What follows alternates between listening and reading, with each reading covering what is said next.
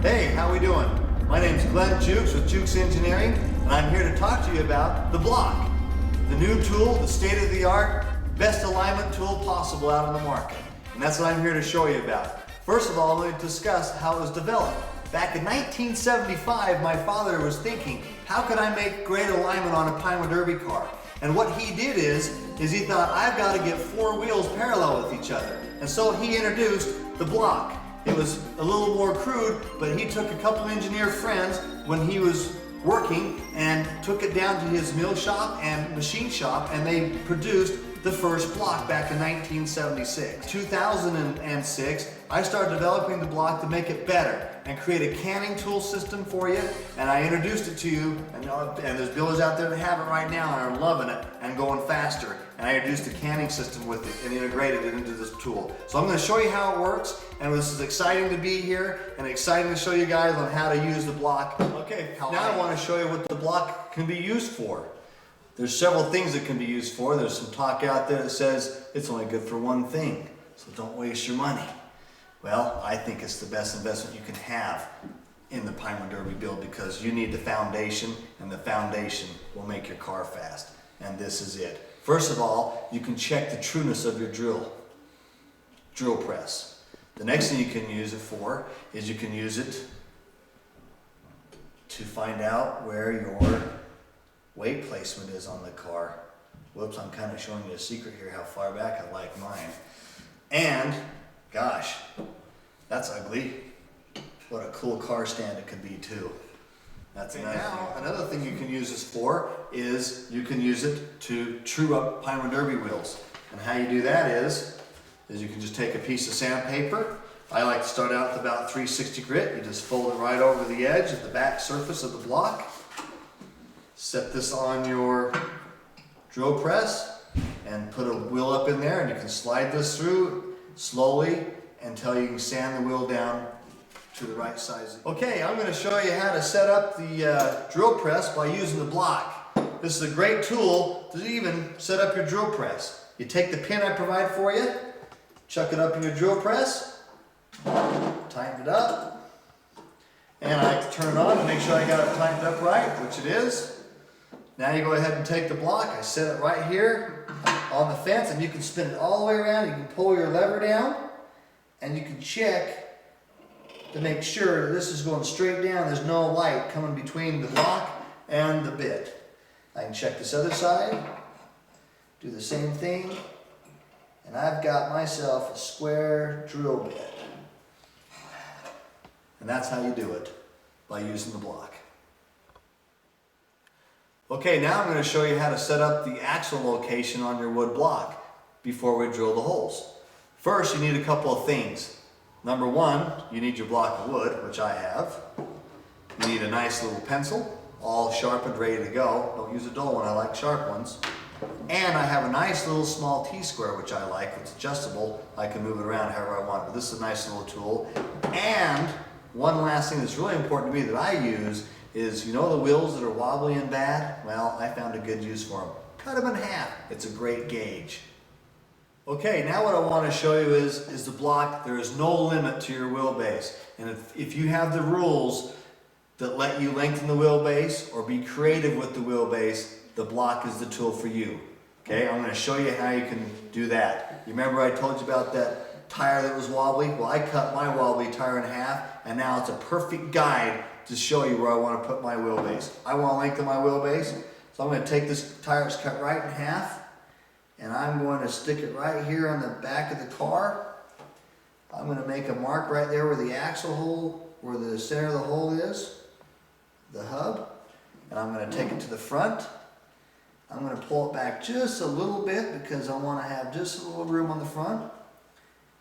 And now I'm going to mark that hole. Before I get any further and I forget, I'm going to run front and I'm going to write back.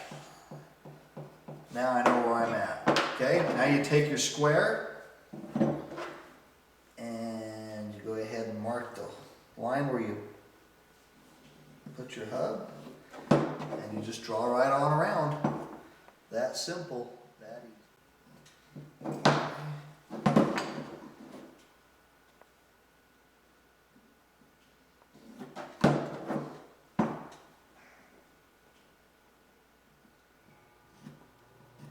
just like that.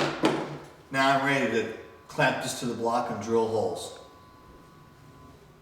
Okay, now what I've done with the block is created a 1 3/4 width channel to give you the right dimensions of your PinewoodDerby block. And sometimes some of these kits are just a little bit wider than normal, and sometimes they don't fit inside the block. So what you can do is take a piece of sandpaper and lay flat on your table and just sand this until we get it nice and at 1 3/4, and it'll slide right inside here and you're good to go. Okay, now what I want to do is mount the car into the block, but first I want to make sure the bottom of the car is flat. And so what you want to do is set it on the back side of the block and make sure, if I got a little bit of rocking like I do here on the standard PinewoodDerby block, you just put it on a flat piece of sandpaper and go back and forth until, which I have a flat surface now, and that feels a lot better. So that's good to go. So now I'm going to flip this over. I like to put the back of my car where it says the block. And I slide it right in like that. I have some C-clamps that I like to use. There's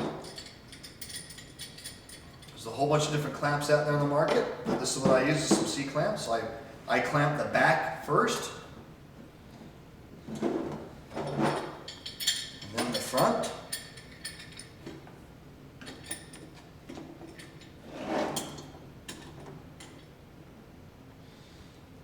Okay, and now I'm ready to go and drill some holes.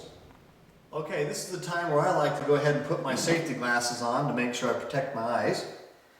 And what I do here for a guide or for a fence is I have just me a nice aluminum ruler that I found, and I have one bolt through it to keep it nice and firm and solid, because I like to just twist it and move it to just my height. It gives me a nice guide for the block and a very low profile. And that's how I use my drill and my block to drill my axle. Okay, now that I've got it set, the height where I want it, the car to set, I'm going to go ahead and start drilling my holes. I just bring it right down in the line.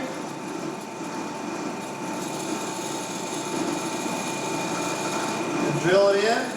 I like to do little punches and work the bit down.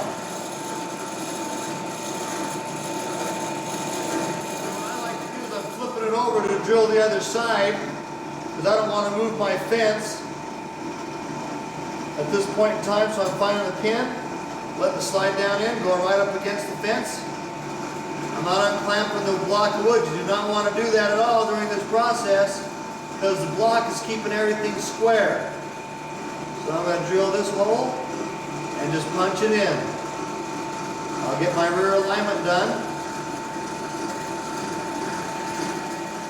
Got the holes drilled, I'm going to unclamp it. I'm going to just kind of show you what we did. Take the block out, and I've got my holes all drilled, ready to go. First, here's what we did. We took the block, clamped it, I brought it over here to the table. I have my pin if you want to cant your axles, and cant your axles are going to put your wheels up on an angle to run on the inside edge. And so this gives you about a 2.5 to 3, this gives you about a 2.5 to 3 degree angle. So you put that under the block, right under the block, and you put that up against the fence and you drill your holes. Okay, that's what we did there. Then I flipped it around and I did the back side. Okay, I did the back wheels first. Then I removed the pin and I drilled my front dominant wheel straight, flat. Okay, and then I flipped it over and I did the same thing to the other side, but I raised the wheel and drilled my fourth wheel raised. That's how simple it is to block. Everything's square using this tool. Right there, the block.